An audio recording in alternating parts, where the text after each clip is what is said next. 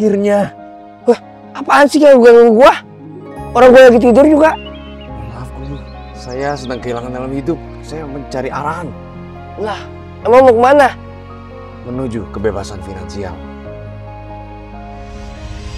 Bang, mau nanya nih. Yes. Lu kan syuting sana sini nih. Kalau misalkan lu dapat gaji gitu, lu alokasinya gimana biar gak habis buat kebutuhan, bisa buat tabungan gitu misalkan. Nah, jangan termakan oleh tipu daya duniawi. Ingat yang dimana rohani dan jasmani harus dipenuhi. Jasmani itu kebutuhan badan. Apa sih yang dibutuhkan? Makan, minum, dan lain-lain. Itu emang kebutuhan wajib yang harus dikeluarkan. Betul. Nah, ada kebutuhan duniawi dalam artian untuk hiburan lah. Ya. Misalnya kita ke tempat-tempat bermain, ke tempat wisata, itu harus ada juga. Sama setiap misalnya dari gaji lo ke total seharian, harus disisihkan 10%. Oke, 10%-nya dalam artian gaji lo misal 10 juta. 10% dari 10 juta, 1 juta. 1 juta itu adalah dana yang dimana harus ditabung. Oke. Untuk ditabung serta untuk kebutuhan yang tiba-tiba tidak terduga. Ingat satu lagi, jangan lupa setiap bulan harus ada 2,5%. Oke. Untuk apa? Untuk apa tuh? Untuk zakat. Ya. Gimana sih Anda? Iya, oke. Itu seperti itu polanya. Selebihnya itu bisa dipakai dalam segi bulanan, listrik, pulsa, internet, kebutuhan pokok. Oke. Seperti itu, Mas. Bang, selain syuting nih, pendapatan lu dari mana lagi sih? Pendapatan gue selain syuting nih. Nah, lu dalam hidup jangan hanya satu kotak doang yang lu masukin. Catur ada 2. Ya kan ya? Kita harus bisa melebihi dari catur. Ya kan? Betul. Kita punya kotak di mana syuting. Di mana kita berkarya dengan cara lain. Musik, saya bisa dapat dari pendapatan di musik. Kalau misalnya referensi, kalau misalnya ada job di luar kayak usaha kecil. Tadi dari syutingan ada, dari dunia permusikan ada, seperti itu Mas ya. Makanya batuk. Iya, makanya batuk. Oke. Kalau misalkan pendapatan tambahan tuh seberapa penting sih sebenarnya? Sangat penting sekali karena di dalam kebutuhan kita, di dalam diri manusia tidak ada puas dan puas. Tidak ada kata nama itu. Makanya untuk mendapatkan yang namanya tambahan berarti ada nilai plus, nambah. Nah, dalam artian kita antara kepuasan dan tambahan selalu kejar-kejaran. Makanya kita jangan sampai kepuasan itu dikejar oleh tambahan. Anda mengerti sampai sini? Mengerti. Apa yang saya jelaskan, coba tolong diulangi. Anda Bang, lu punya dana darurat gak sih? Kalau punya, gimana sih cara nyiapinnya? Oh, pertanyaan yang bagus dari Anda. Dana darurat itu adalah dana yang tidak terduga-duga. Istilahnya, lu dana darurat bisa dipakai untuk keperluan salah satunya membeli tahu bulat. Karena dadakan, apapun yang didadak, kita harus punya dana itu. Karena dana itu adalah dana pamungkas. Dana yang tidak bisa diganggu-gugat. Contohnya, dana darurat untuk pengobatan juga. Obat tiba-tiba kita belikan itu kan di luar kebutuhan pokok kita. Itu salah satunya. Sama setiap penghasilan orang beda-beda. Contoh, kalau jomblo, misalnya lu lagi sendiri, single, lu harus punya dana darurat 1 sampai 3 kali gaji bulanan. Misalnya lu punya gaji 5 juta. Nah, lu harus punya dana darurat itu kurang lebih 3 kali gaji bulannya itu 15 juta. Jadi lu punya penghidupan di antara spare waktu itu supaya lu ada kebutuhan hidup dalam sehari-hari.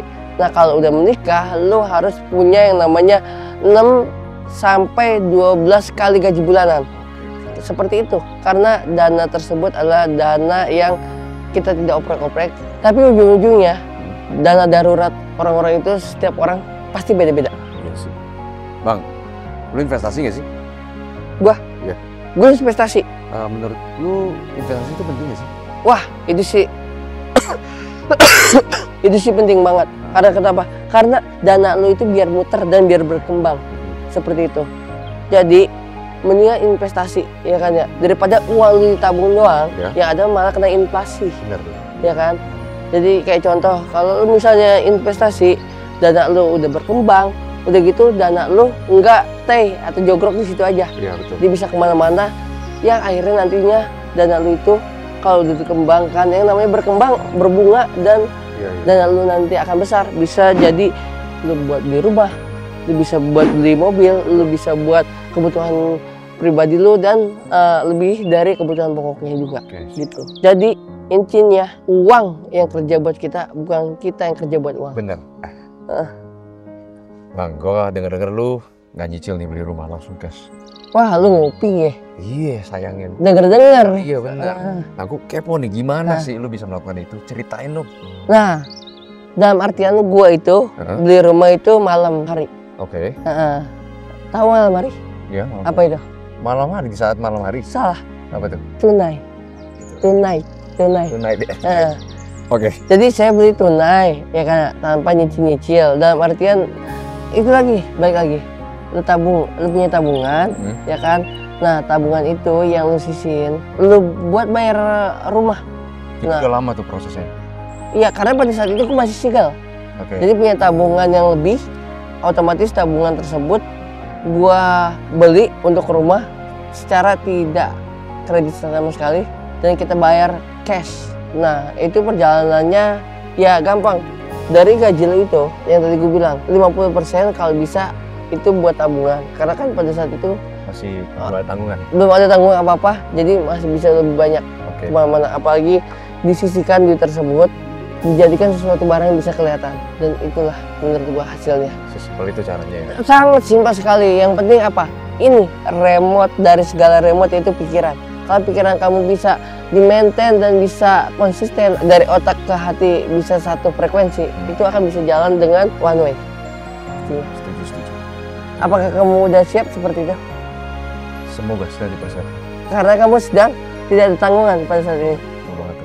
Ya udah, kamu yang akan nanggung kehidupanmu sendiri. Bang, mau nanya nih, lu kan udah ada tanggungan nih waktu lu umroh. Itu gimana sih lu bisa ada biaya untuk melakukan itu? Boleh cerita nggak? Boleh, gue ceritain ya. Nah, dana tersebut pada saat itu harus ada yang namanya tampan. Tabungan yang harus disimpan.